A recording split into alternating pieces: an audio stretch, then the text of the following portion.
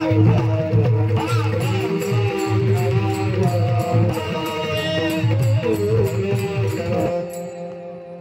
ठिकाणी सेवेला सुरुवात करत असताना थोडासा अल्पपरिहार या ठिकाणी देणं गरजेचं आहे.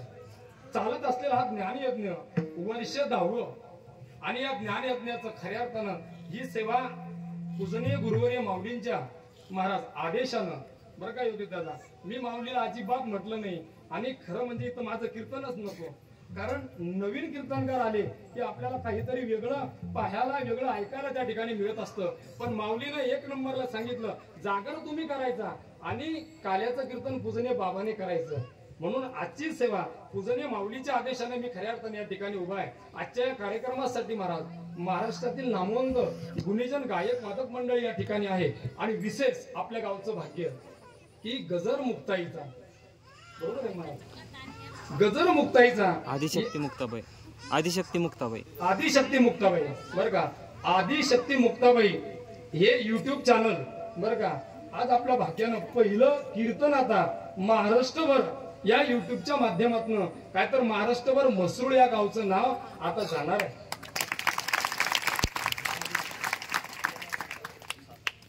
पूजनीय जनार्दन दादा या ठिकाणी शूटिंगसाठी आहे. एकदा सर्वजण टाळी वाजून त्यांचं स्वागत आपण या ठिकाणी करू. आणि आजच्या या कार्यक्रमाला पूजनीय माऊलीची उपस्थिती प्रार्थना आहे. पण मृदंगासाठी हरिभक्तीपरायण शंकर महाराजांचा गोड हात आहे. महाराज माझ्यासारखेच पण हात गोड आहे बरं का, फार गोड महाराजांचं बरं का. महाराजांचा गोड हात या ठिकाणी आमचे बाबा बदर बाबा या ठिकाणी विनेकरी आहेत. गानकोकिळा हे जाफराबाद तालुक्याचं भूषण, गायनामध्ये वादनामध्ये बरं का. फक्त कीर्तन करू नका म्हणजे आमच्या पोटावर पाय पडा. आदरणीय फार सुंदर आवाज आहे किरण महाराजाचा. आदरणीय किरण महाराज या ठिकाणी गायनासाठी आहेत.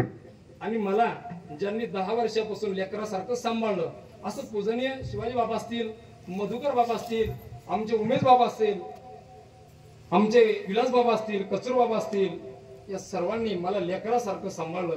आणि 10 वर्षात कधीही एकही असं कीर्तन नाही बरं का बाबा की पाऊस असो वारा असो आम्ही मोटरसायकलवर हिंडायचो, आजही हिंडतो, पण या लोकांनी मला कधीच कीर्तनाचं नाही म्हटलं नाही. अशी गोड महाराज या ठिकाणी आहे. आणि आज दुधात साखर, एक मराठवाड्याची गान कोकिळा आणि एक विदर्भाची गान कोकिळा बरं का. आदरणीय हनुमान महाराज काळे सध्या बरं माहोल चालू आहे महाराजांचा. फक्त तुमचा आशीर्वाद एकदा तेवढा द्या म्हणजे मग झालं आहे की नाही. हा तेवढी जुनी आहे बरं का. माऊली आशीर्वाद देतील आमचे चोपदार बाबा. त्याच्यानंतर आर्गनवरती महाराष्ट्रभर ज्यांनी कथा कीर्तन शिवमहापुराण कथा याच्यातून या गावचं नाव लौकिक केलं असे आमचे मित्र हरिभक्तीपरायण रतनजी महाराज साबळे हे या ठिकाणी आहे. आणि साऊंडसाठी आदरणीय आमचे मित्र हरिभक्तीपरायण नाडे महाराज हे सुद्धा त्या ठिकाणी आहे. आणि आज पुन्हा एकदा दुधात साखर. आज आमचे साहेब, आम्ही त्यांना साहेब म्हणतो बरं का, या गावचे जवळ येते पण आमच्यासाठी ते साहेब आहे. असे साहेब आमचे सतीशजी धंदाळ साहेब हेही आज या कीर्तनाला या ठिकाणी आले. मी एकदा आता एक नावच घेऊन टाकतो, बंद द्यायचं म्हणजे कोणाला राग येणार नाही. महादेवाच्या पिंडीवर फुल वाहतो वाकून, जमलं ना. महादेवाच्या पिंडीवर फुल वाहतो वाकून समस्त मसरूळवासियांचं नाव घेतो हनुमंतरायाचा मांडरा करून.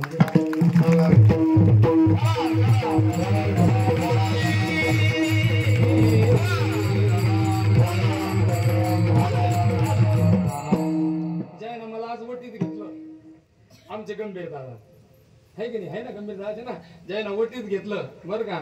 आज गंभीर दादा एवढं जेवण दिलं आज ठीक विचारू नका. माऊलीने पाहिलं तृप्त केलं वारकऱ्याला बरं का. त्यांचं या ठिकाणी धन्यवाद. आणि सेवेकडे बोलतो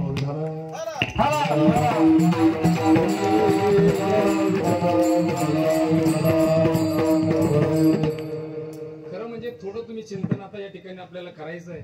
आजचा हा जो दिवस आहे शेवटचा 7वा दिवस आहे. वारकरी संप्रदायाने काही दंडक या ठिकाणी लावलेले आहेत. पहिल्या दिवसच्या कीर्तनकारानं नामाचं महत्व त्या ठिकाणी प्रतिपादित करावं, दुसऱ्या दिवसच्या कीर्तनकारानं संतपर बोलावं, तिसऱ्या दिवसच्या कीर्तनकारानं भक्ती ज्ञान वैराग्य असा सप्ताहाचा चढतालेख त्या ठिकाणी असावा. आणि 7व्या दिवसच्या कीर्तनकारानं मागणीपर बोलावं आणि शेवटच्या कीर्तनकारानं प्रसादपर गवळणपर आणि कालापर बोलावं. विठाल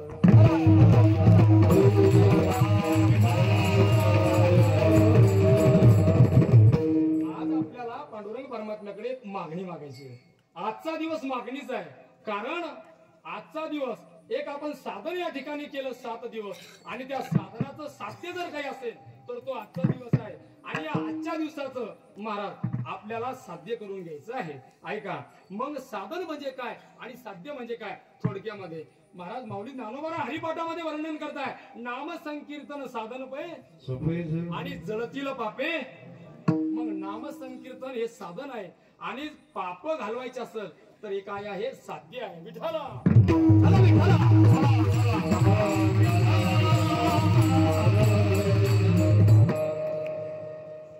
महाराज आम्ही का करायची कीर्तन, का करायचे सप्ते, थोडक्यामध्ये का 5 मिनिटांमध्ये तुम्हाला समजेल, तुम्हाला सांगेल अशा भाषेमध्ये सांगतो, फक्त थोडं लक्ष द्या. आम्ही काय कीर्तन परंपरा या ठिकाणी चालवायची आहे, काय या कीर्तन परंपरेचं फलश्रुती आहे, तर ऐका. 4 युग या ठिकाणी झाले, प्रत्येक युगामध्ये प्रत्येक साधना या ठिकाणी सांगण्यात आली. एक युग या ठिकाणी झालं, त्या युगाला सत्ययुग संबोधलं गेलं. या सत्ययुगामध्ये तपसाधना सांगितली. ज्या वेळेस या सृष्टीवरती भगवंताला वाटलं की या सृष्टीचा विस्तार आपण या ठिकाणी करावा, आणि त्यावेळेस भगवंताने त्याच्या नाभी कमलामधून ब्रह्मदेवाची निर्मिती केली. आणि ब्रह्मदेवाची निर्मिती होत असताना ब्रह्मदेवाच्या कानावरती शब्द टाकले की तुम्ही काय करा, तप साधना करा, तप करा, तप करा. आणि ब्रह्मदेव महाराज या भूतलावरती आले. ऐका बरं का, कीर्तन का करायचं तुम्हाला गोड सांगेल. आणि या भूतलावरती ब्रह्मदेव आल्याच्या नंतर महाराज ब्रह्मदेव एकटा त्या ठिकाणी आला आणि चौबाजूला बघायला लागला. 4 मुंडके त्या ठिकाणी तयार झाले. का माऊली, तर प्रमाण आहे, पहिले कोठेच नव्हते, पहिले कोठेच नव्हते काही, पहिले कोठेच नव्हते काही, पहिले कोठेच नव्हते काही. चंद्र सूर्य तारा नाही, चंद्र सूर्य तारा, चंद्र सूर्य तारा नाही, चंद्र सूर्य तारा. अवघे विश्व होते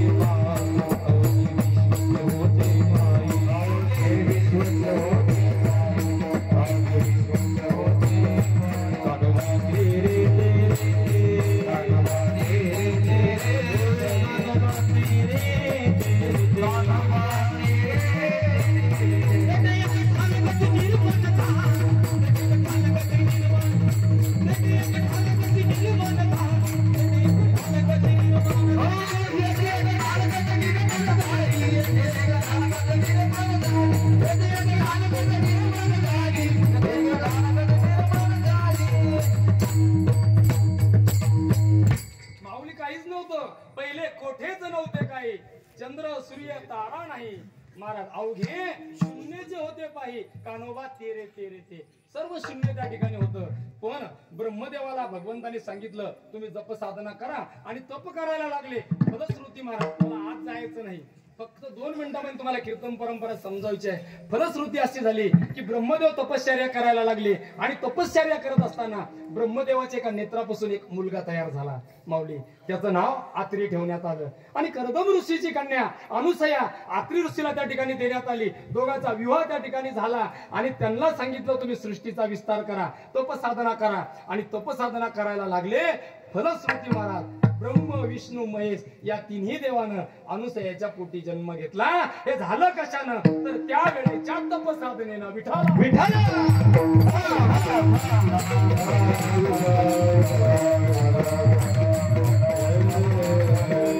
आणि एक युग नंतर झालं, त्या युगाला त्रेतायुग संबोधलं गेलं माऊली. या त्रेतायुगामध्ये साधन सांगितलं कोणतं, यज्ञाधिक कर्म.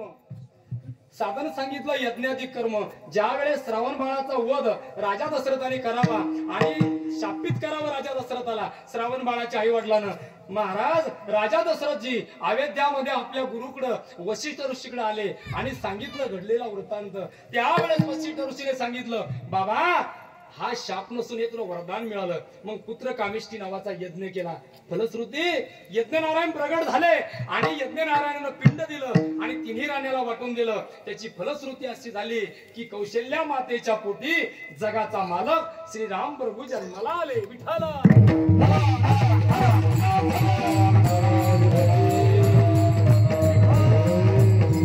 आणि एक युग झालं महाराज द्वापर द्वापारयुग. या द्वापारयुगामध्ये भगवंताचं गुणगान गायला जायचं. कन्हैयाचं महाराज गोडवे त्या ठिकाणी गायला जायचे. भगवंताचं गुणगान, भगवंताचं भजन त्या ठिकाणी गायला जायचं. गवळणी महाराज त्या ठिकाणी ऋषीचा जे अवतार गवळणी आहे, या गवळणीला भगवंताचं नामचिंतन करावं आणि भगवंताला प्रसन्न त्या ठिकाणी करून घ्यावं. आता एक युग चालू आहे महाराज माऊली, या युगाला कलियुग असं म्हणतात. मग या कलियुगामध्ये जर देवाची भेट तुम्हाला घ्यायची असेल तर तुम्हाला काय करावं लागेल? कलियुगा माझी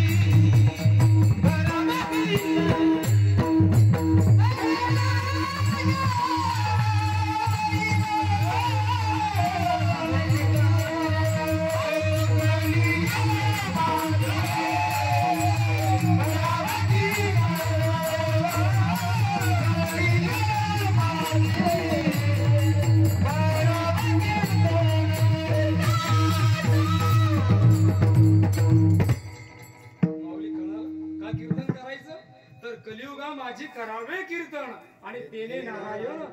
जर नारायणाची भेट घ्यायची असेल तर हे कीर्तन करावं लागेल.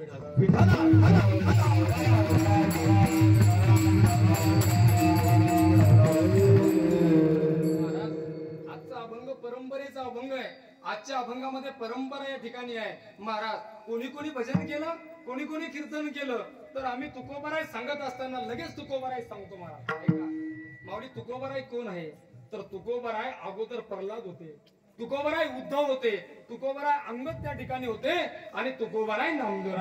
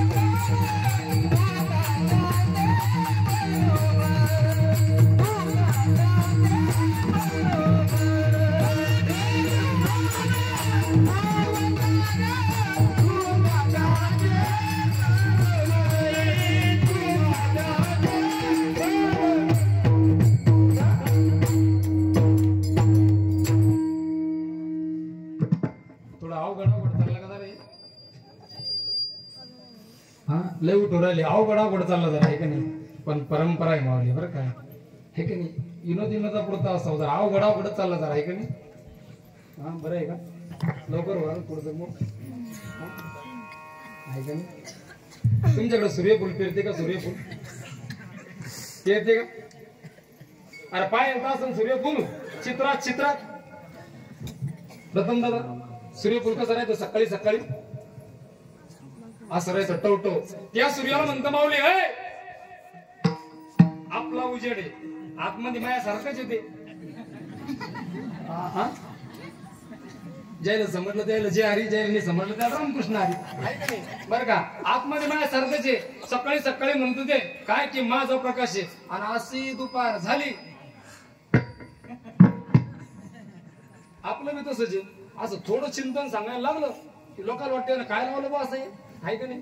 आपले कीर्तन जाऊ द्या मावता आजचे दिवस, आपले कीर्तन, आपले सत्य, आपले प्रवचन बोलापुरते झाले.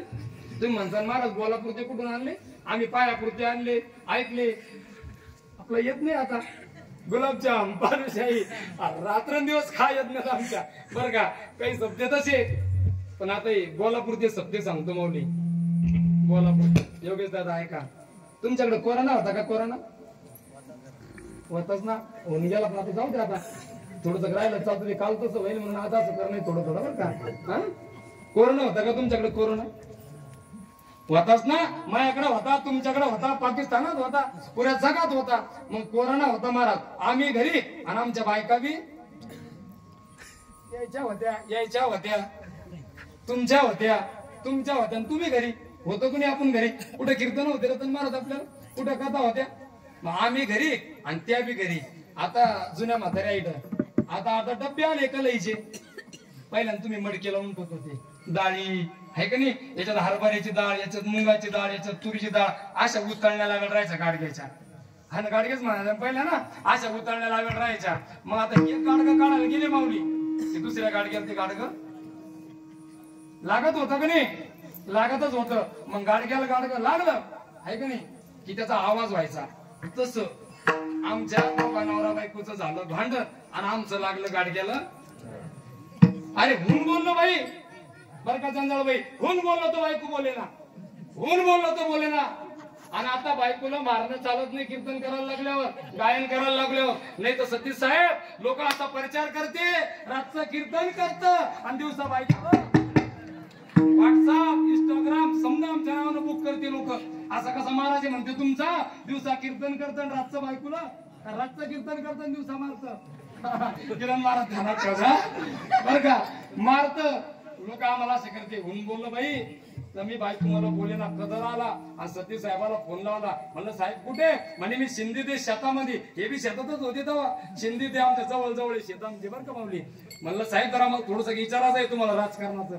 यायला जरा ते किडा होता पहिला आणि आज बी आहे साहेब आमचे सरपंच होते गावचे. म्हणलं थोडं राजकारणाचा विचारायचं आहे. ते म्हणे बाप्पा कोरोना चालू आहे, आमच्या गावात गावबंदी करेल, तू येऊ नको ना. म्हणलं येऊ द्या. गेलो साहेबाकडं, थोडं बोललो. रातचे 9 वाजले. ये म्हणे बाबा थकणार आता साहेब मला. मी आलो घरी आणि घरी आल्याच्या नंतर माऊली बायकोना पोरापाशी लोटा भरून द्याला, तांब्या. हा तांब्या भरून द्याला. बैस ना मावशी, हो तांब्या भरून द्याला. हो ना माईन ती तांब्या भरून द्याला बरं का. आणि तांब्या भरून द्याला. पोरल म्हणे विचार त्याला कुठं हिंडत होता हा बोंबलो. सप्ते बंद होते ना. हा साहेब गपगुमान झोपलो मी. आणि परत दुसऱ्या दिवशी माऊलीला फोन लावला. म्हणलं माऊली आसरा मावरे का? ते म्हणे आपल्याकडे काही नाही, कोरोना गिरोना या.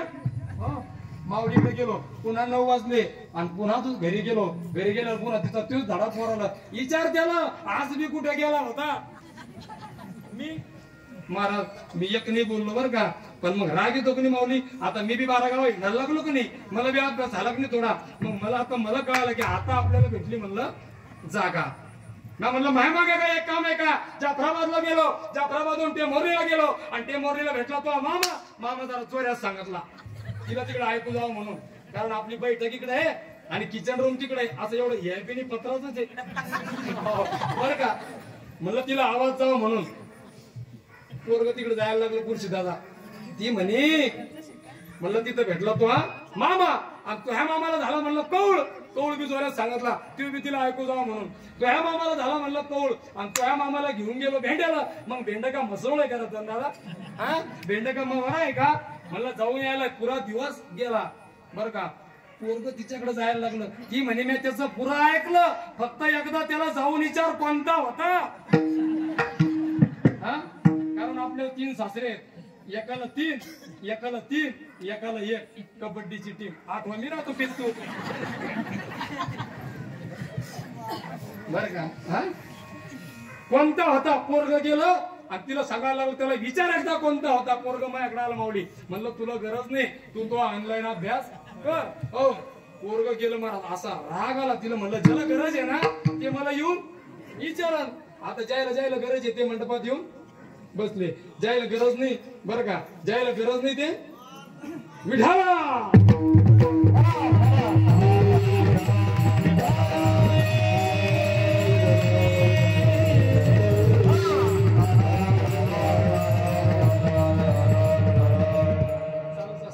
लक्ष देऊ नका माझ्याकडे पाहा तुम्ही. हे आपलं चालूच आहे बरं का.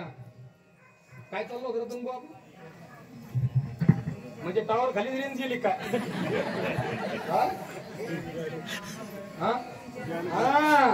बरं का, ज्याला गरज आहे ते मला येऊन विचारणं असं चाललं होतं. पोरं सांगितलं म्हणलं ज्याला गरज आहे ना ते मला येऊन विचार, तुला काही गरज नाही. पोरग गेलं असा राग आला तिला.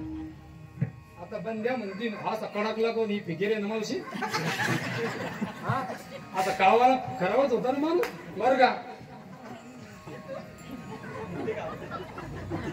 बरं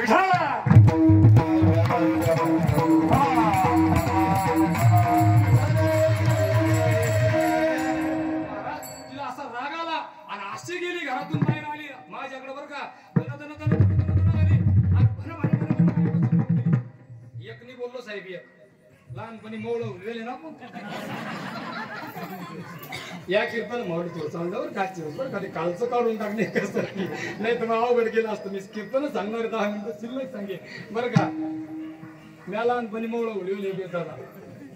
मौल जर उठलं हातपाय हलवायचे नाही आणि ज्यानं हातपाय हलवला की ठणका बसलो. माया जवळून गेली इथला रागाला साहेब तिला पुन्हा ते भांडे लटकावचं का नाही तर पुरी घरात हा रॅक त्या रॅक जवळ गेली आणि त्या रॅक मधले प्लेट काढले बरं का. आणि माया जवळ आली मग घर खानदानी पडशीच बरं का. डोकं आपटा का काही आपटा फुटतच नाही ती. जशी आली तशी प्लेट घेतले आणि तन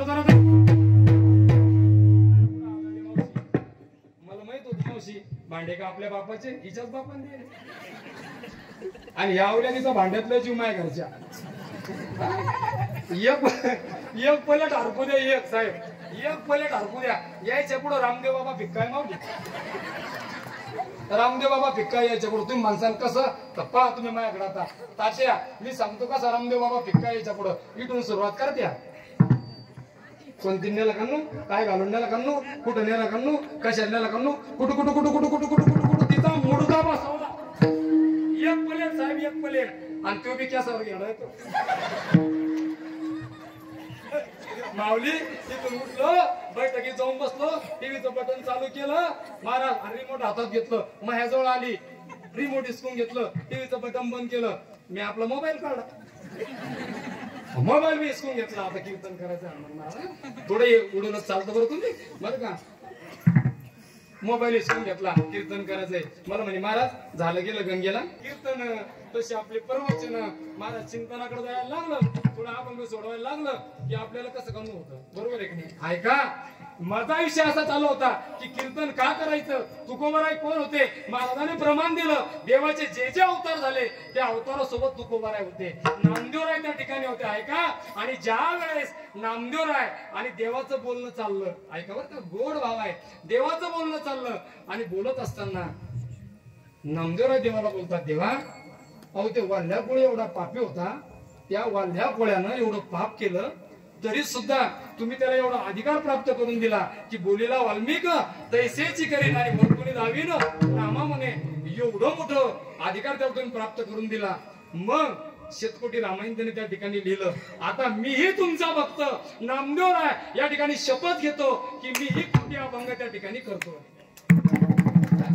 शपथ घेतली नामदेवरायने आणि देवाने सांगितलं अरे नामा कारण अल्प आयुष्य मानव बर का माणसाचं आयुष्य अल्प आहे आणि तो असा संकल्प करायला नको होता.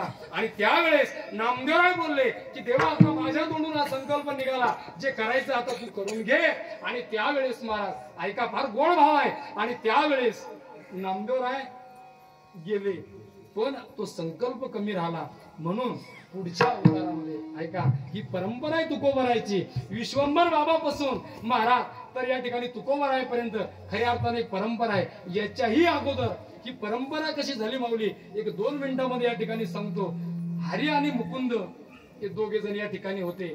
तुकोबरायची वंशवळी आहे का, हरी आणि मुकुंद. आणि हे जसे भक्तीमध्ये तुकोबरायचा परिवार अग्रगण्य त्या ठिकाणी होता, तसं युद्धामध्येही पारंगत त्या ठिकाणी होते. ऐका, हरी आणि मुकुंद हे दोघं युद्धामध्ये मारल्या गेले. ऐका, आणि ज्या वेळेस युद्धात मारल्या गेले त्यावेळेस हरीची पत्नी गरोदर होती. कोणाची? हरीची पत्नी. मग तिच्यापासून पदोजी त्या ठिकाणी झाला, पदोजी पासून शंकर झाला, शंकर पासून कान्होबा झाला, आणि कान्होबा पासून बोलोबाराय झाले. झालं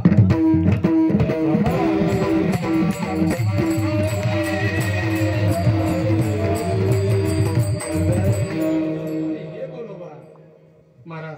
7 पिढ्यापासून पांडुरंग परमात्म्याची वारी, विश्वंभर बाबापासून ही परंपरा या ठिकाणी चाललेली आहे.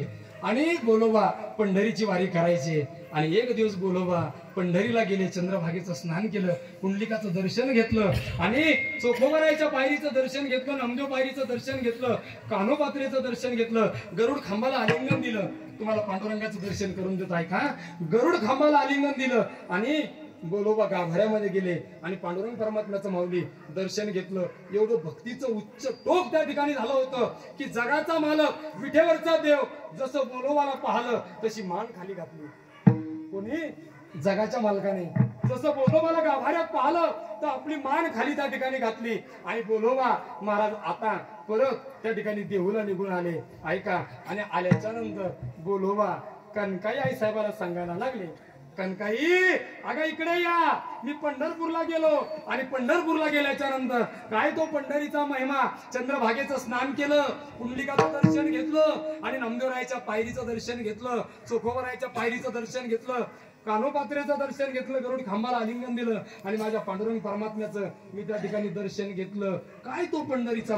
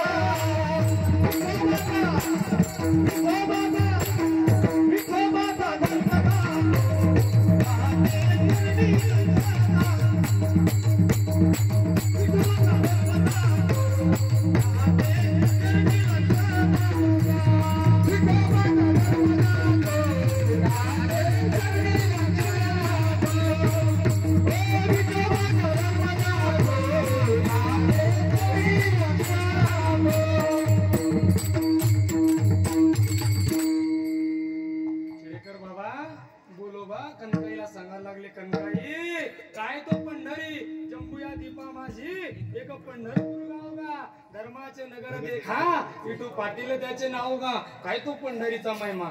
आणि मग कनकाई साहेबांना राग आला, असा मुळका मोळडा कोणा कनकाई साहेबांना. हो हो हो, आता उदाहरणार्थ साहेब गेले हिंडाला तिरुपतीला, आणि साहेब सांगायला लागले घरी आल्यावर की काय ते तिरुपती, काय तो तेलंगणा, काय ती फिल्म सिटी.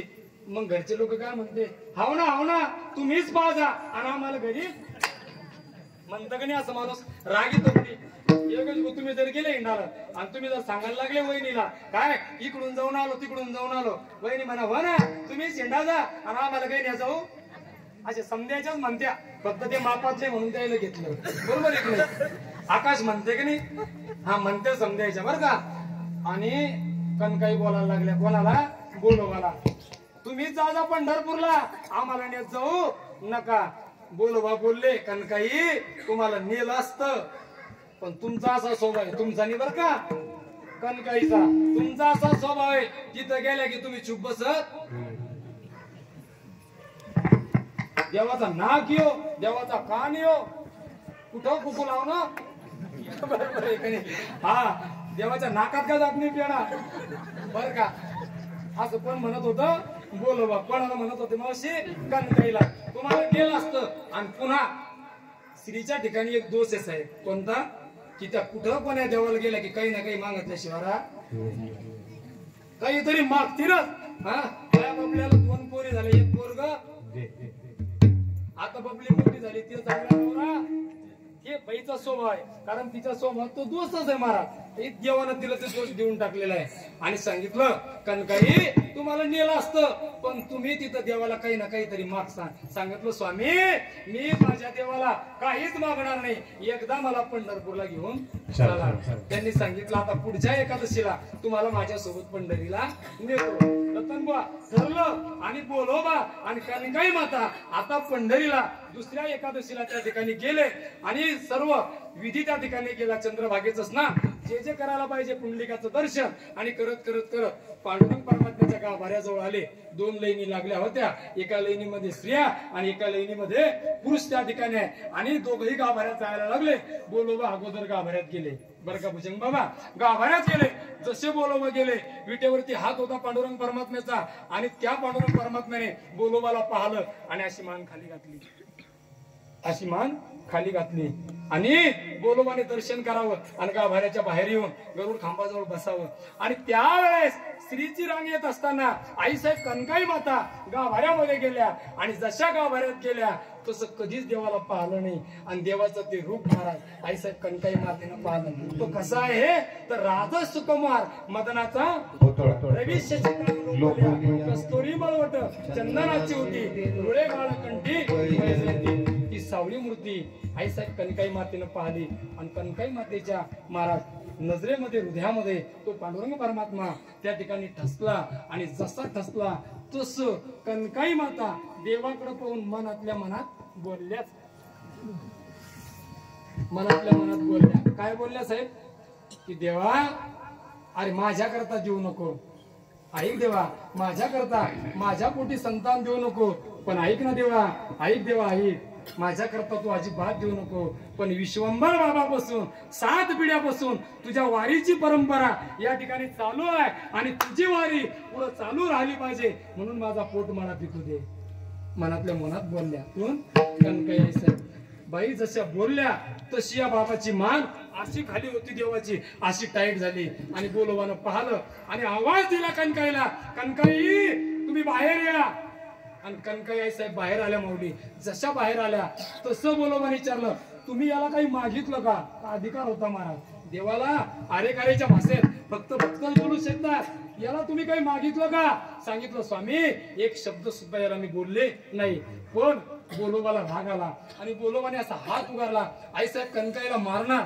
तेवढ्याच सांगितलं स्वामी मी याला काही बोलले नाही फक्त मनातल्या मनात एवढं म्हणलं की देवा माझ्या संसारा करता नको पण तुझी वारी पुढे चालू झाली पाहिजे या करता माझा पोट मला पिकू दे अगं तू त्याला तेही मागायला नको होतं घरी आले रतन महाराज एवढं भाग्य की आईसाहेब कणकाईच्या पोटी एक मुलगा पहिला झाला त्याचं नाव सावजी दादा ठेवण्यात आलं दुसरा मुलगा झाला त्याचं नाव तुकोबाराय ठेवण्यात आलं आणि तिसरा मुलगा झाला त्याचं नाव कान्होबाराय ठेवण्यात आलं विठाला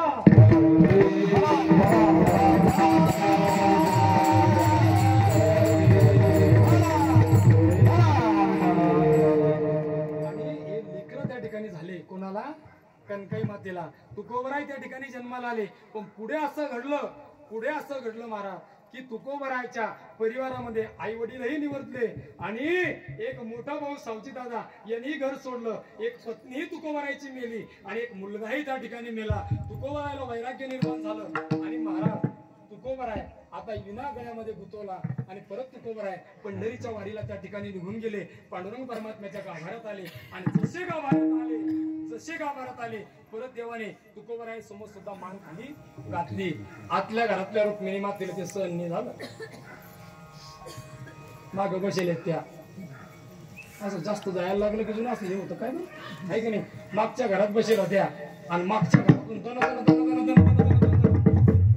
रुक्मिणी माते आल्या गाभाराजवळ आणि देवाला बोलायला लागले, देवा एवढे लोक येतात वाळवंटापासून महाद्वारापर्यंत सुरवरांची राठी उभे जोडोन्या शुभ सनकादी नारद तुंबर गरुड हनुमंत त्रिशूळ डमरू घेऊन आला, एवढे लोक येतात, तुम्ही विटेवरती उभे आहे, कड्डेवरती हात आहे आणि संत लोक आले की तुम्ही खाली मान घालता, नेमकं कारण काय? एवढे शकीर आहे महाराज बाया, देवाच्या बायकोने देवावर संशय धरावा. साहेब आता 4-5 दिवस झाले, आता मग थोडी गाडीवर रेलाची सवय लागली. आम्ही एका घरी गेलो, समजेच मंडळी होते आणि एका पाटवर बसलो माऊली पलंगावर. पण आता अशी पद्धत झाली, त्या बाया काय करत्या, नवरा काढत्या बाथरूमला लावून देत्या, भीतीला लावून द्यायचं. आमच्या गावातल्या बरं का, तिथल्या चांगल्या हा तिथल्या जसं बरं का सवय लागली ती बरं का, अशा काढत्या. आणि त्याच्या घरी आम्ही बसलो होतो वहिनी, त्या घरच्या बाईने मी टिकली लावून दिली होती घराला आणि मी बसलो असा. आता मला रेलून बसायची सवय, असा बसलो ती टिकली लागली माझ्या शर्टाला. दुसऱ्या दिवशी घरी लगेच शर्ट काढून दिलं, जसं आमच्या घरच्या भूताने शर्ट घेतलं आणि ती आपटाला लागली माऊली, मागून ती दिसली टिकली. कीर्तन करायला जातं देवाच्या बायकोला संशय आला माऊली की हे संत आले की तुम्ही खाली मान का घालता? देवाने सांगितलं कनकाई, रुक्माईने सांगितलं रुक्माई अगं हे संत माझे शावकार आहेत. कोण आहे? हे संत माझे शावकार आहेत. देव यांना शावकार समजतो संताला, यांचं भक्तीचं ओझ माझ्या डोक्यावरती आहे म्हणून माझी मान खाली आहे. त्यांनी सांगितलं यांचं जे ओझ असेल ना, रुक्मिणी माता म्हणल्या यायचं जे काही देणं असेल ना, यायचं याला आजच्या देऊन टाका. यायची टोपी काढा, यायच्या डोक्यात घाला, यायची काढा, यायच्या डोक्यात घाला, पण यायचं जे असेल ना ते देऊन टाका. देव म्हणायला लागले रुक्मिणी अगं हे माझ्याच्यानं देणं होत नाही, यांचं फार मोठं पुण्य या ठिकाणी आहे, मी देऊ शकत नाही. पण स्त्री आत्ता होता बघ त्यावेळेस तुकोबरायला देवाने पुढे उभं केलं माऊली आणि तुकोबरायच्या तोंडाकडे देव पाहायला लागला आणि तुकोबरायला म्हणायला लागला, तुकोबा अहो एवढी भक्ती झाली, आता काहीतरी मागा. काही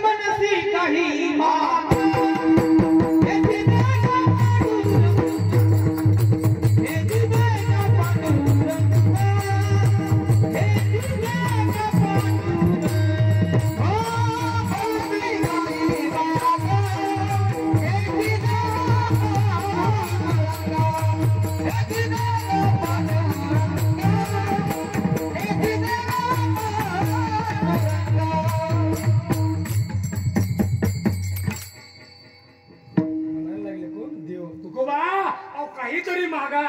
त्यावेळेस महाराज तुकोबराय सांगतात माऊली की माझ्या वडिलाची परंपरा आहे, काही मागणे आम्हा अनुचित आणि वडिलाची रीत. आमच्या बापदादाने देवा तुझ्याकडे काही मागितलं नाही, आवाज कमी करा, तुझ्याकडे त्या ठिकाणी काही मागितलं नाही आणि मी सुद्धा तुला काही मागणार नाही. पण देव काकुलतीला आला, देव काकुलतीला आला आणि देवाचं तोंड बारीक झालं आणि देव म्हणायला लागला तुकोबरायला, तुकोबा अहो आता तरी काही मागा. आणि मग त्यावेळेस तुकोबराय म्हणतात मनसी काही मागा. देव म्हणतात की तू आता म्हणतो ना तुकोबराय तर मी तुला मागतो, पण तुला द्यायचंच आहे ना तर मला काय दे? अभंगाचं देगा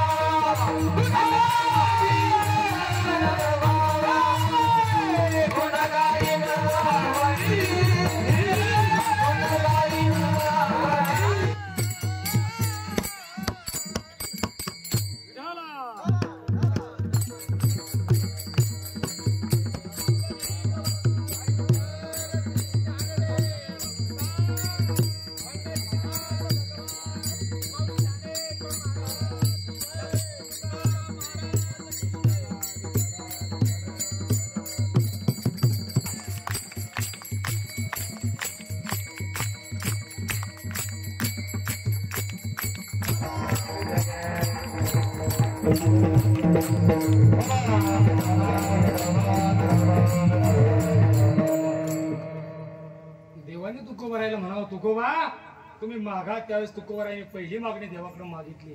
कोणती मागणी मागितली? की हेच दान दे गा देवा, हे देवा तुला मला जर काही द्यायचंच आहे तर हे दान दे. कोणतं?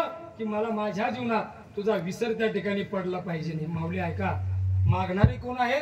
तुकोबार आहे. देणारा कोण आहे? जगाचा मालक. ऐका, मागणारा असा पाहिजे महाराज की त्याला कळलं पाहिजे की ज्याच्याकडे आपण मागतोय त्याच्याकडे ती वस्तू असली पाहिजे. इथे मागणारे जगद्गुरु तुकोबार आहे आणि देणारा जगाचा मालक.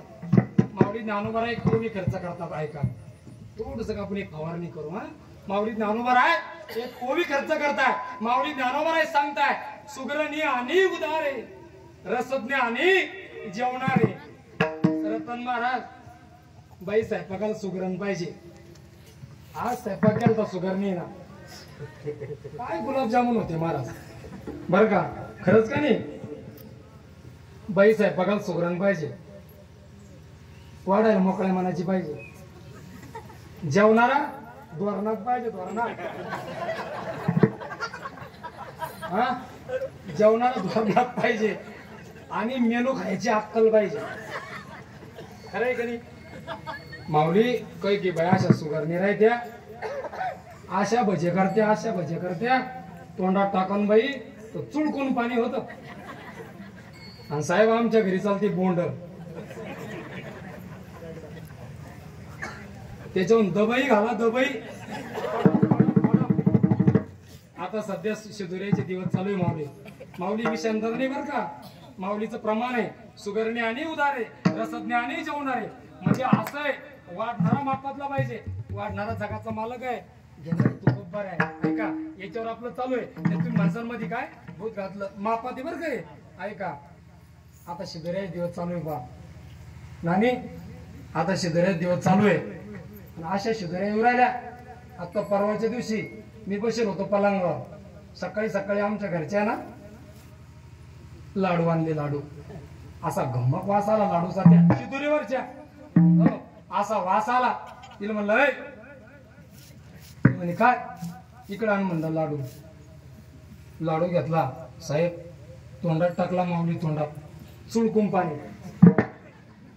आणि आता मग आमच्या घरी लाडू केले ते दिवाळीला माऊली. आमचा राघव 4 दिवस क्रिकेट खेळत होता तर लाडू फुटला.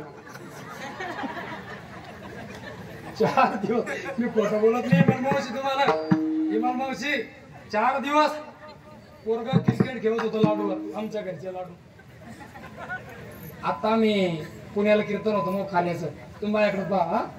पुण्याला कीर्तन होतं साहेब. आम्ही पुण्याला कीर्तनाला गेलो आणि गेल्याच्या नंतर माऊली सकाळी काल्याचं कीर्तन होतं. रात्री आम्ही निघलो आणि सकाळी बरोबर त्या कार्यक्रमाच्या ठिकाणी 9 वाजता पोहोचलो. 10ला कीर्तन चालू होणार होतं. मग आम्ही तिथं गेलो. एक आता मसरूळ आहे का, लगेच कोणाच्या घरी बसा कुठेच्या ते पुणे आहे महाराज. तिथं गेलो आम्ही. गेल्याच्या नंतर असे उभे राहिलो माऊली. उभं राहिल्याच्या नंतर एका आजीनं पाहत. ते म्हणे महाराज आहेत काय? मी वाटत नाही महाराज. आता मी तरी काय करू माऊली, हा कंपनीचाच प्रॉब्लेम आहे.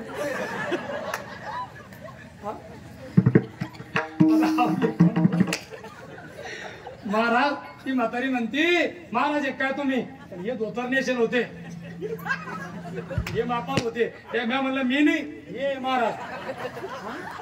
मग आम्ही गेलो आणि समजेच संघ होते. त्या म्हातारीने आम्हाला बैठकीत बसवलं बरं का माऊली. बैठकीत बसवलं आणि म्हातारी म्हणे थोडा नाश्ता करू का? ना म्हणलं मग. मला माहित होतं कीर्तन जातो व्हायला 2-4 वाजणार आहे. तर आपल्याला कोणी डापली का माय का मावशी आहे म्हणलं मग. ती म्हातारी म्हणे महाराज तुम्हाला मी मनवारा करू का? मनवारा तुम्ही ऐकेलं का? मनवारा आम्ही बापाच्या बापच्या मी ऐकेल नाही. म्हणलं आजी करा ना मनवारा. म्हातारी गेली. म्हातारीने एवढा मोठा लसूण आणला, एवढं मोठं आले आणले, कोथंबीर आणलं. आमच्या पुढे बसली मावली म्हातारी. ती कोथंबीर चिरायला लागली, ती आली बारीक करायला लागली, ती लसूण ठेसायला लागली म्हातारी. हा अशी कुतूला लागली. मनवाराच काय असं. म्हातारीने तेवढं मोठं घेतलं आणि म्हातारी गेली किचन मध्ये. अशी फोडणी दिली, अशी फोडणी दिली साहेब. लयच वाशिवला काय तुम्हाला. अशी फोडणी दिली म्हातारी ना, आम्हाला वाटलं आता कायच असं माऊली म्हणून बरं का. 15 मिनिटांना म्हातारी आली. प्लेट, त्या प्लेटात चमचा खुपशेल, वरून कोथंबीर मागेल, त्याच्यावर खोबऱ्याचा किस मारेल आणि त्या म्हातारीने 4-5 प्लेट आणले आमच्या पुढं. मी असा बदगाय, मला भूक लागल्यावर मी मागं पुढे पाहतो बरं का. असं कोथंबीर बाजूला केलं, असं खोबरं बाजूला केलं, म्हणलं आतमध्ये आहेच काय. चमचा खुसवाडला, त्याच्यामध्ये होते वाईल भाकरीचे कुटके म्हणून. पण माऊली एवढं गोड लागलं, 2-2 प्लेट खाल्ले. त्याला म्हणतात सुगरण विढाला.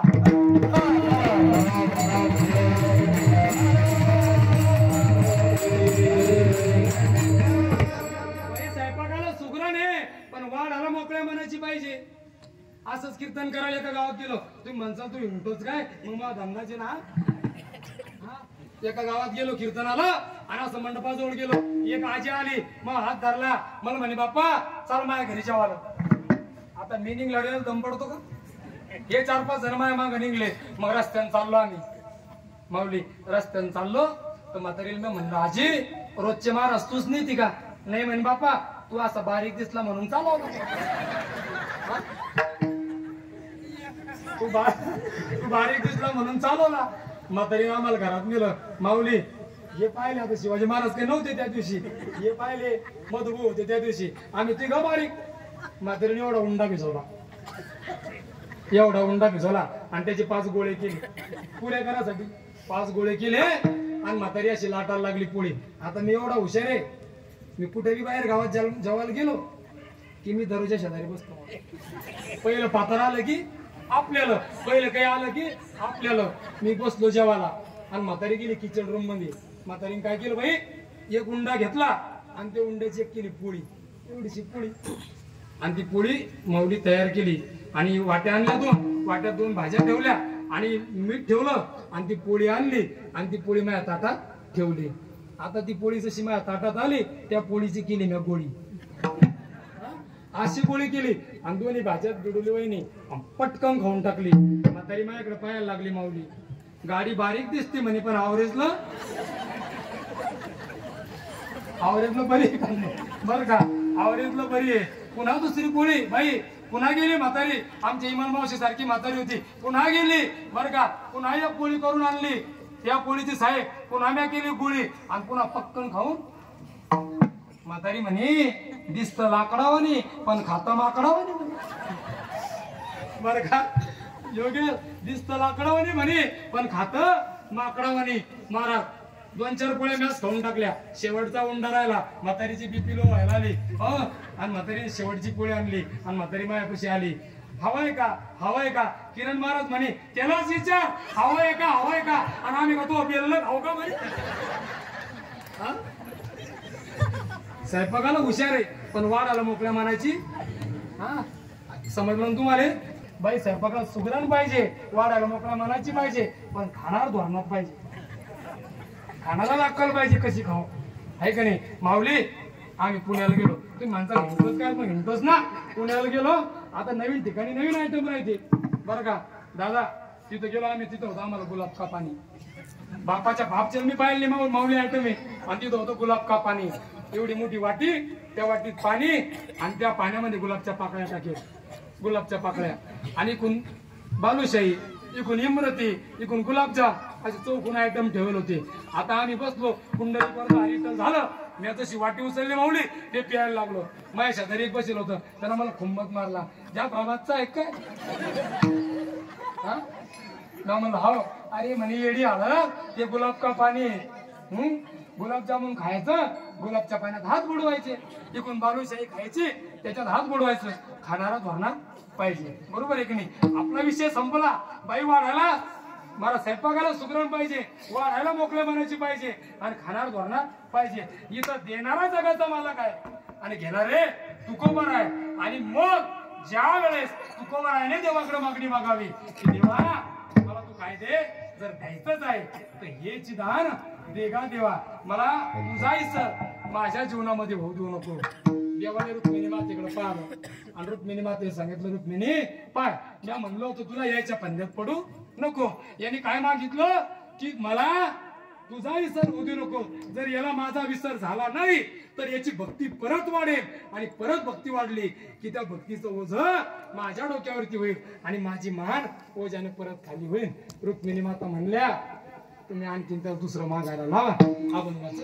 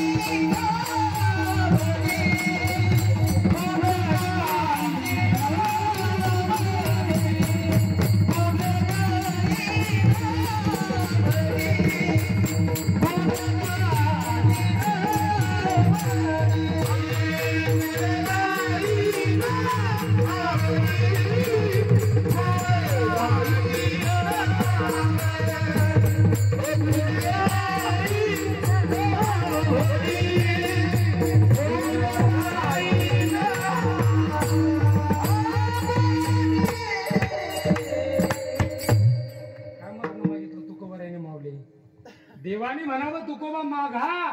त्यावेळेस तुकोबाने मागितलं की गुण गाईन आवडी आणि हेची माझी. आता बघा परत देवाने रुक्मिणी मातेकडे पाहिलं आणि पाहण्याच्या नंतर सांगितलं रुक्मिणी पाय त्यांनी पुन्हा काय मागितलं. जर त्यांनी माझे गुण गायले तर परत काय होईल. त्यानं माझं भजन केलं परत त्या भजनाचं ओझं माझ्या डोक्यावरती होईल आणि कसं आवडीनं. जर आवडीनं गायलं तर परत मला त्याच्याकडे जास्त लक्ष द्यावं लागेल आणि त्याने जर माझं गुणगान गायलं. महाराज हे गुण कोणाच्या संगतीत गात असतात. संताचे संगती म्हणून मार्ग गती आकळावा. महाराज संताने सांगितलेल्या मार्गाने जर आम्ही भगवंताचं गुणगान गाणं तर त्या भगवंताला आपल्यासाठी यावं लागतं माऊली. आणि मग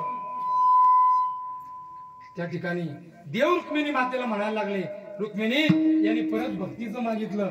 त्यावेळेस रुक्मिणी माता बोलायला लागल्या देवा या महाराज लोकांना काही समजत नाही. येडे लोक आहे. कोण म्हणत रुक्मिणी माता याला काही समजत नाही. तुम्ही आता एक काम करा याला काहीतरी संसारातलं मागायला लावा. अभंगाचं तिसरं चरण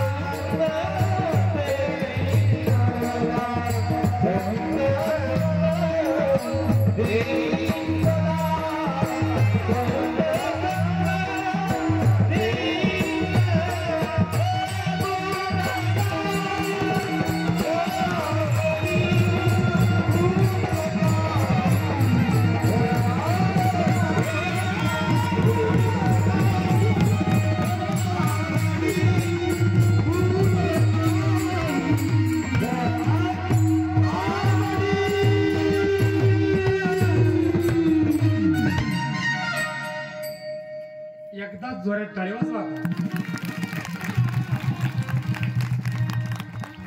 टाळी कोण वाजवलं लावली पुरुषोत्तम माहिती का ताली बजाने से मुंह में गाली नाही आते मनामधले वाईट विचार निघून जातात म्हणून कीर्तनात टाळी वाजवायला पाहिजे काल बाबाने तुम्हाला सांगितलं ज्या वेळेस मग रुक्मिणी मातानं आणि देवानं जवळ यावं आणि जवळ आल्याच्या नंतर देवाने म्हणावं रुक्मिणी याने काय मागितलं बघ मुक्ती या शब्दाचा अर्थ आहे समीपता स्वरूपता स्वरूपता आणि सायुज्यता 4 मुक्ती आहे सायुज्यता मुक्तीनं देव प्राप्त होतो महाराज नाही नाही देवच माणूस त्या ठिकाणी होतो ही मुक्ती मिळाली पण तुकोबाराय सांगतात न लगे मुक्ती आणि धन का नको महाराज तर धनाच्या पाठीमागे अनेक विघ्न आहे महाराज धनाच्या पाठीमागे अनेक विघ्न त्या ठिकाणी आहे म्हणून धन नको तुकोबारायाला रयतेचे राजे छत्रपती शिवाजी महाराज यांनी हिरे माणिक मोती त्या ठिकाणी दिले त्यावेळेस तुकोबारायचे उद्गार बाहेर निघाले काय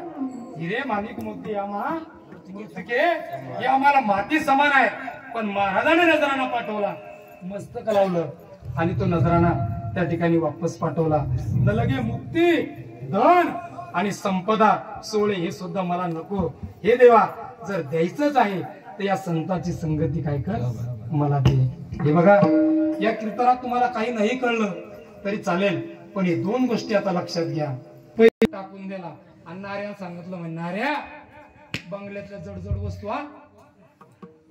काय बंगल्यातल्या जडजड वस्तू मुळात येणं ते गेलं बा आणि गेल्याच्या नंतर उन्हाळ्याचे दिवस चालू होते बयाच्या कुरड्या करणं चालू होत्या आणि त्या पाट्यावर ते कुरड्याचं ते पीठ वाटतात बाया त्या वासाना नाऱ्या गेला त्या पाट्यावर उठ्याजवळ माऊली त्या नाऱ्यानं घेतला पाटांवर उठा आणि जे 4 चोर उभे होते तिथं आला नाऱ्या आणि तो पाटांवर उठा त्या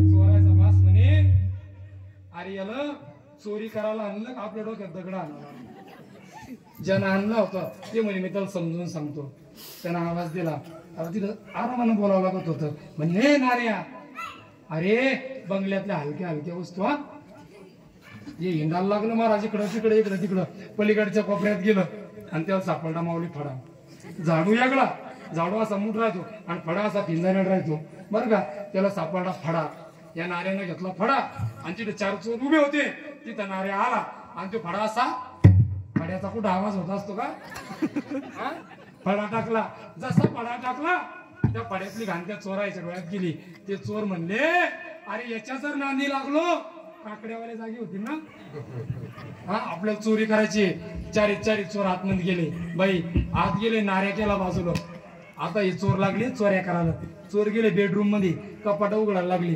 आता नाऱ्या झाला मोकळा नाऱ्याला काही काम नाही नाऱ्या लागला बंगल्यात हिंडा नाऱ्या गेला किचन रूम पाशी आणि त्या गॅसवर एका कुकर मध्ये फुल भरून खिचडी होती माऊली त्या नाऱ्यानं कुकर उघडलं तुम्ही म्हणसाल महाराज काऊन फिकुरायला रातच्या 2 वाजता कुठं कुकर भरणार राहतं का पण त्या दिवशी होतं त्या नवरा बायकोचे त्या दिवशी होईल होते भांडण आणि 2 नवरा बायको झोपेल होते उपास बर का नाऱ्यानं काय केलं ते कुकर उघडलं एक ताट घेतलं आणि ते त्याच्यातली खिचडी घेतली ताटात टाकली काही की लोकांना अशी सवय मावली आता आमच्या संघी असा माणूस आहे की थंडी वाजू द्या पण त्याला 4थ्या स्पीडवर फॅन पाहिजे माहिती ना तुम्हाला आहे का नाही थंडी वाजू द्या त्याला फॅन चालू पाहिजे आणि काही की लोकांची सवय मावली फिक्क वरण करत नाही पण वरून तेल या नाऱ्या तशी सवय होती याला खिचडी घेतली पण ते तेलाची कॅटली पाहायला लागला कोण नाऱ्या आता ती कॅटली होती वर या बायाला हुशार हा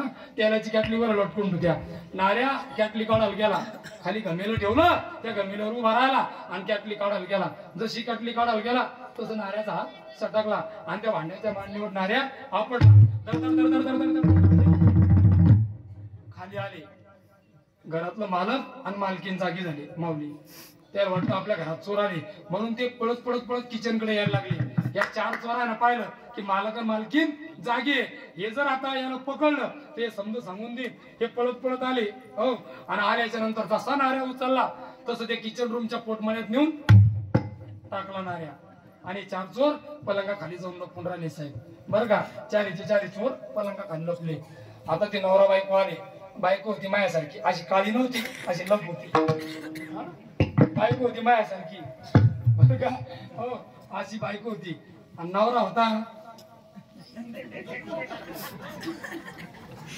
असा राग आला बाई नवऱ्याला ती खिचडी पाहिली त्यानं असे बटन काढले आणि अशी बाई बसली कावा 2 वर्ष झाला आपलं लग्न होऊन प्रत्येक हप्त्यात माझ्या संग दोनदा भांडण करती आपण दोघं उपाशी झोपतो रातची एकटीच उठती खिचडी खाती कोण म्हणत नवरा ती म्हणे मालक मी खिचडी खाल्ली नाही मग तोने खाल्ली तर घरात का चोर आले का घरात का चोर आले का ती म्हणे मालक मी खाल्ली नाही मालकाला राग आला टिकुरं घेतलं हातामध्ये आणि साहेब बायकोला मारणार तेवढ्यात ती म्हणे मालक मी तुमच्या पाया पडते मी खिचडी खाल्ली नाही आणि तुम्हाला असं वाटतं मी खिचडी खाल्ली असं तर वर्षा नारायणाला डोळे नाही कळलं तुम्हाला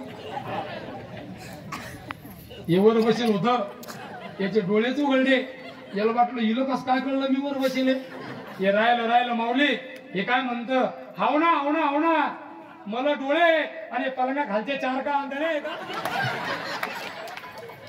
माऊली बाहेर काढले आणि असे मारले ना संगत चांगल्याची करायला पाहिजे तुकोबारायने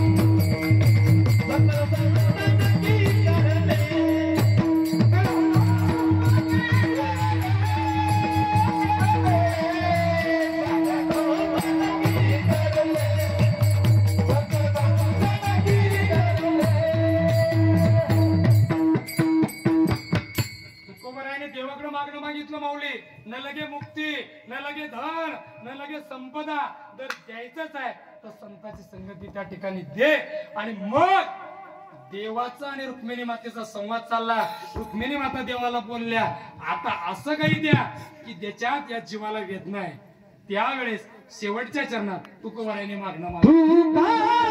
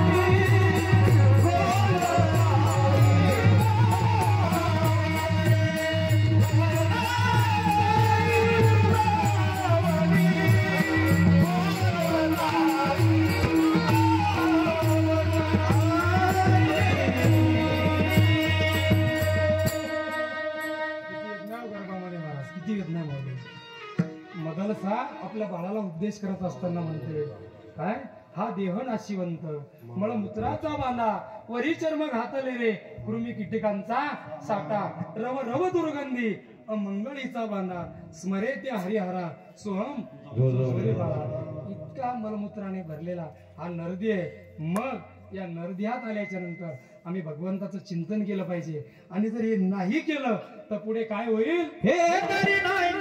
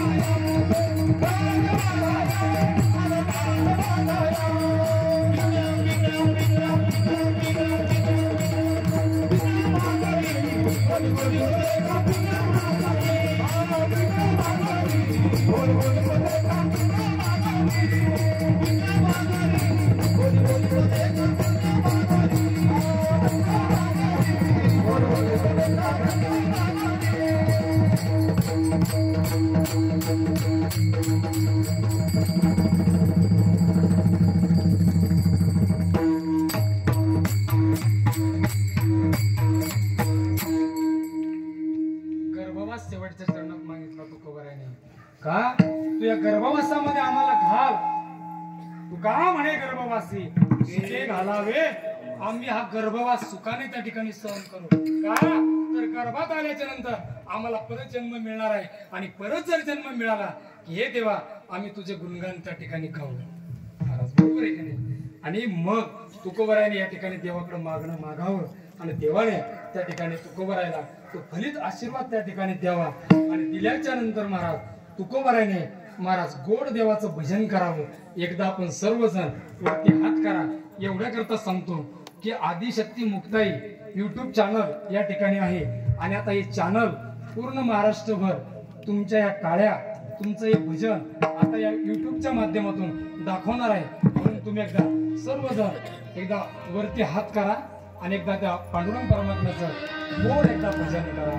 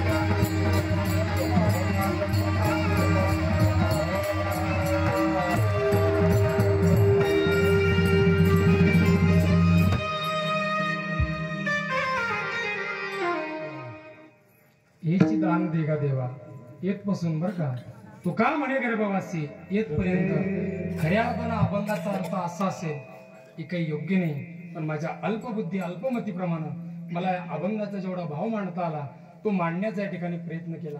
जे योग्य असेल तो माझ्या गुरुवर्यांचा तो त्या ठिकाणी कृपा प्रसाद किंबहुना बोलण्याच्या ओघामध्ये एक अर्धा शब्द अमंगळ निघाला असेल, तुमच्या हृदयाला कुठेतरी लागला असेल, अल्पबुद्धी अल्पमती बालक समजून आपण सर्वजण मला या ठिकाणी क्षमा कराल. या ठिकाणी वेळ झाली 5 मिनिटं वरती झाले, पण आज हनुमान महाराज आले आणि फरमाईश होती सर्व मंडळीची की पिंगळा व्हायला पाहिजे. आजचा शेवटचा म्हणजे आपला जागराचा दिवस आहे, पण थोडा भजनाचा आनंद सर्वांनी या ठिकाणी घेतला. बस आपलं कीर्तन या ठिकाणी संपलं. मला फक्त 2 गोष्टी माझ्या कीर्तनामध्ये असतात. मी जास्तीत जास्त मुलीवरती जास्त बोलतो बरं का. आणि माऊली थोडे विषय अवघड आहे, पण आम्ही इथं बोललं पाहिजे. जर आम्ही इथं नाही बोलायचं तर मग बोलायचं कुठं मला. म्हणून माझे 10 मिनिटं मी वाचून ठेवत असतो, पण मी ते घेणार नाही. फक्त 2 मिनिटामध्ये बरं का, जास्त वेळ मी घेणार नाही. वेळ झाली पण 2 मिनिटामध्ये या ठिकाणी सध्या हा तमाम हिंदू धर्म व्यसन आणि फॅशन या 2 गोष्टीमध्ये गुंतला. योगेश दादा सध्या परिस्थिती अशी सुरू आहे, इथं बसलेल्या सर्व मुली माझ्या बहिणी आहेत, माझ्या लेकी आहेत. एवढं तळतळीनं आम्ही विषय का मांडतो साहेबा ऐका. सध्या या महाराष्ट्रामध्ये बरं का रतन महाराज एक लव जिहाद नावाची संघटना सक्रिय झालेली आहे. माऊली थोडी क्षमा मागतो बरं का. लव जिहाद नावाची संघटना सक्रिय झालेली आहे. सध्या जालना जिल्ह्याचं या महिन्यातलं रेकॉर्ड 539 हिंदू धर्माच्या मुली आणि हिंदू धर्माच्या महिला गैर हिंदू धर्माच्या लोकांसोबत निघून गेल्या बरं का. ही फार मोठी शोकांतिका आहे. बुलढाणा जिल्ह्यामधून 450च्या आसपास हिंदू धर्माच्या मुली गैर धर्माच्या मुलांसोबत या ठिकाणी निघून गेल्या. मी या ठिकाणी माझ्या बहिणीला माझ्या लेकींना एक विनंती करेल की सध्या लव म्हणजे काय माऊली. लव म्हणजे प्रेम आणि जिहाद म्हणजे आतंक.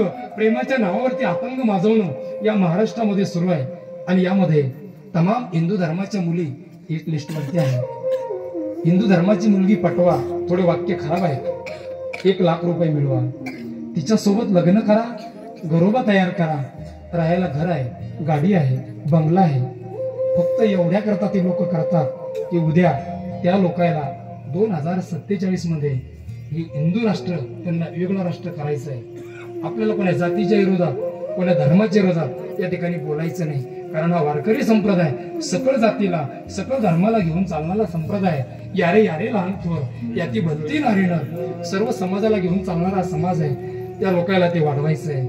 म्हणून या हिंदू धर्माच्या मुली इमोशनल आहेत, त्या ताबडतोब प्रेमाच्या जाळ्यामध्ये अडकतात आणि परिणाम असा होतो की ज्या वेळेस महाराज ती लेक एका गैर हिंदू मुलासोबत लग्न करते त्यावेळेस 18 वर्षाच्या आईनं नवे 9 महिने 9 दिवस ज्या आईनं त्या लेकीला पोटामध्ये वागवलेलं असतं महाराज आणि 18 वर्षाची होईपर्यंत त्या आईने त्या लेकीचा सांभाळ केलेला असतो. आणि ज्या वेळेस असा जर निर्णय लेकीनं घेतला तर त्या आई वडिलाची समाजात मान खाली होते. नाही ते आई वडील जिवंत असून मेल्यासारखे त्या ठिकाणी असतात. म्हणून या ठिकाणी उपस्थित माझ्या बहिणीला मी विनंती करेन, फार मोठे प्रकरण या ठिकाणी घडायला लागले. संभाजीनगर जिल्ह्यात घडलेली घटना आहे महाराज. मी जास्त दूर जाणार नाही, त्या परिवाराचं नाव तुम्हाला सांगणार नाही, पण ज्या वेळेस एका मुलीला एका गैर हिंदू मुलानं प्रेमाच्या जाळ्यात टाकावं, तिच्या संग शारीरिक छळ त्या ठिकाणी करावा आणि ज्या वेळेस 6 महिन्यानंतर तिचं हृदय दुखायला लागलं महाराज, एका नामांकित हॉस्पिटलमध्ये ऍडमिट करावं आणि ऍडमिट केल्याच्या नंतर त्या गैर हिंदू मुलानं त्या माझ्या बहिणीला त्या दवाखान्यात आयसीयूत टाकून द्यावं आणि गैर राज्यात त्यांना निघून जावं. माझी बहीण आयसीयू मध्ये एकटी त्या ठिकाणी तडफडत असते. डॉक्टर तिच्या आई वडिलाचा नंबर घेतात, आई वडिलांना बोलवतात. आई वडील असतात. आपली लेक कशी वागली, आपला मुलगा कसाही वागला तर आई वडील असतात. आणि त्यावेळेस ते आई वडील जातात साहेब, आपलं होतं नव्हतं टेस्ट टिकून टाकतात आणि बाप डॉक्टराशी इदगुज करतो. डॉक्टर सांगतात की तुमच्या लेकीचं हृदय निकामी झालेलं आहे, तिला दुसऱ्या हृदयाची गरज आहे. त्यावेळेस तो बाप ताई कुठला विचार करत नाही. बाप विचार करतो माझं झालं गेलं पार पडलं, पण माझ्या लेकीला अजून जग बघायचंय. आणि तो बाप स्वतःचं हृदय घेतो आणि आपल्या लेकीला त्या ठिकाणी देतो आणि जगाचा निरोप त्या ठिकाणी देतो. आणि ज्या वेळेस ती लेक आयसीयूमधून बाहेर येते, आपल्या घरी तिला आणल्या जातं. डिस्चार्ज तिला त्या ठिकाणी केल्या जातं त्यावेळेस ती लेक घरामध्ये जाते आणि आपल्या आईला विचारते, आई माझे बाबा कुठे आहे? ताई सांग ना ग, सांग ना माझे बाबा कुठे आहे? त्यावेळेस त्या आईला असं वाटतं की माझ्या लेकीला नवीन हृदय दिलेलं आहे आणि मी जर हिला सांगेन की तुझ्या बापानं तुला हृदय दिलं आणि या जगाचा निरोप घेतला त्यावेळेस माझ्या लेकीला परत हृदयाचा झटका येऊ शकतो. आई त्या लेकीला सांगत नाही. 1 दिवस जातात, 2 दिवस जाते, 8 दिवस जातात. परत ती लेक आपल्या आईला म्हणते, आई सांग ना का माझा बाबा कुठे आहे? ती आई तिला सांगत नाही आणि त्यावेळेस ती आपल्या आईला शपथ घालते, साहेब हे आई सांग ना आई, तुला माझ्या बापाची शपथ आहे, सांग ना माझा बाप कुठे आहे? त्यावेळेस महाराज बापाची शपथ घातल्याच्या नंतर त्या आईचा नाईलाज होतो. ती आई घरामध्ये जाते आणि घरामध्ये एक फोटो असतो, फोटोला हार लावलेला असतो.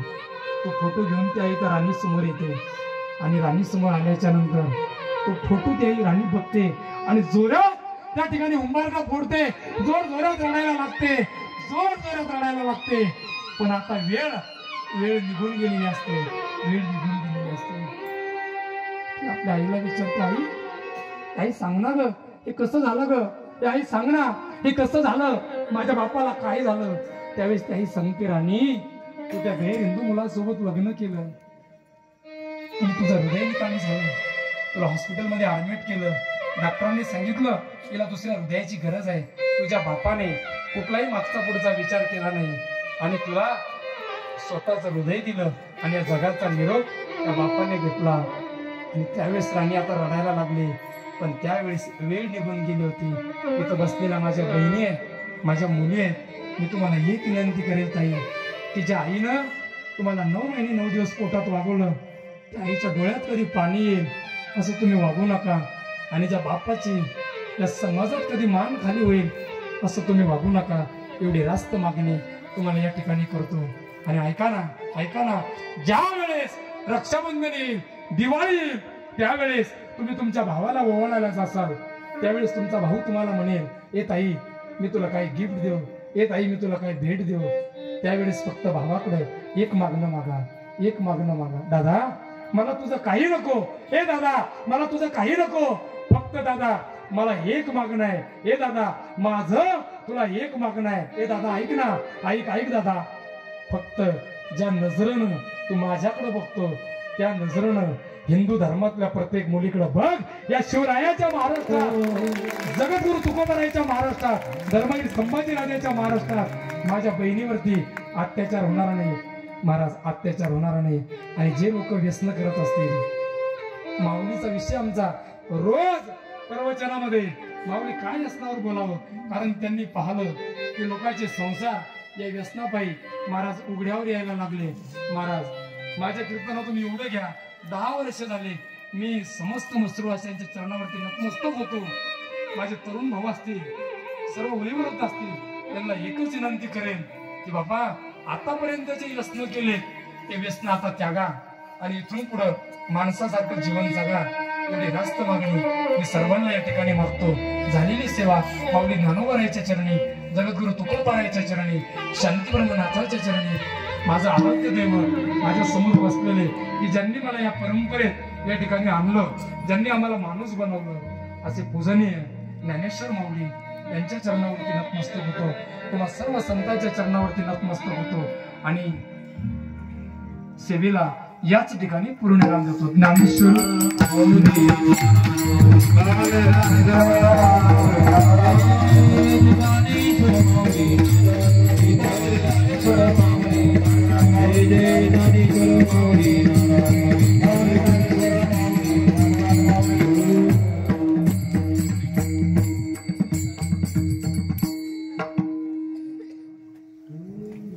विठ्ठल जय जय विठ्ठल जय जय विठ्ठल जय जय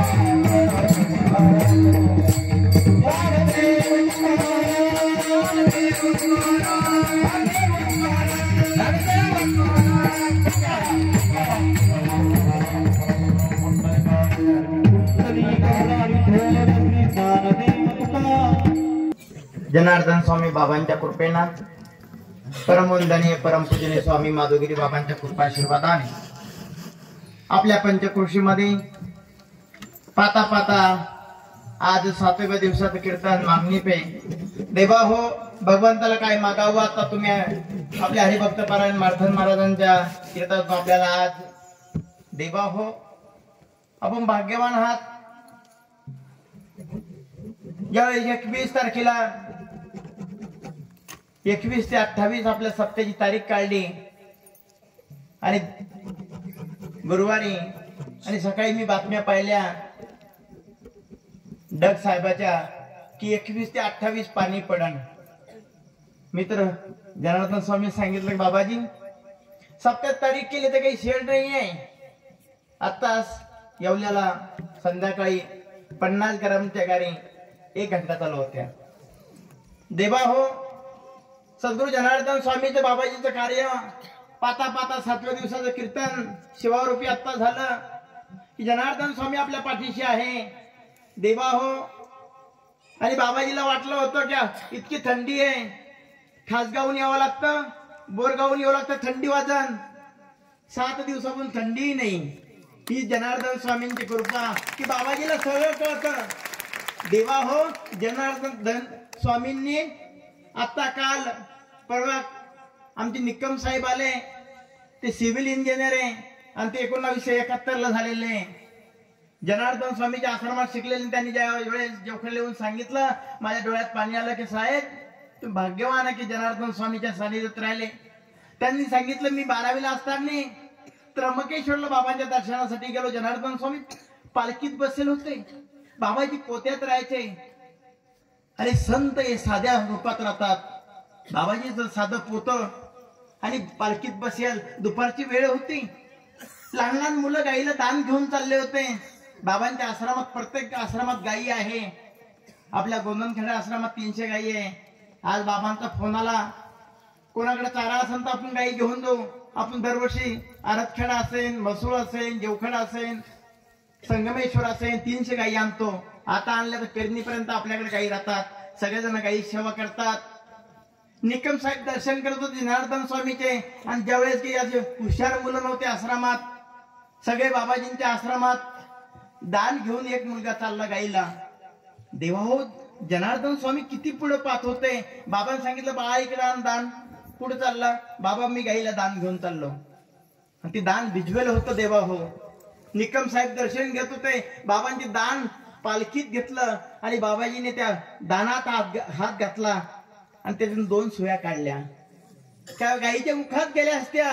अरे जनार्दन स्वामीला त्या दानातल्या सुया दिसतात. तुम्ही केलेले अन्नदान तुम्ही दररोज केलेले वाया जाणार नाहीये. कोणा रांगोळी काढल्या असेल कोणा वरण केलं असेल कोणा शिरा केला असेल आमच्या माता भगिनीने पोळ्या केल्या असेल कोणी साधू संताला जेवू घातला असेल कोणाचं झाडलं असेल कोणा इना घेतला असेल. हे केलेलं काय दगडावली रे गे वजा करायची ताकद नाहीये. जनार्दन स्वामी सांगायचे जो करेन सर्वदान त्याला घडेन 4 धामाचं पुण्य. आपण हे पुण्य पात्रात पाडून घेतलं. देवा होय भाग्याशिवाय नाही मिळत.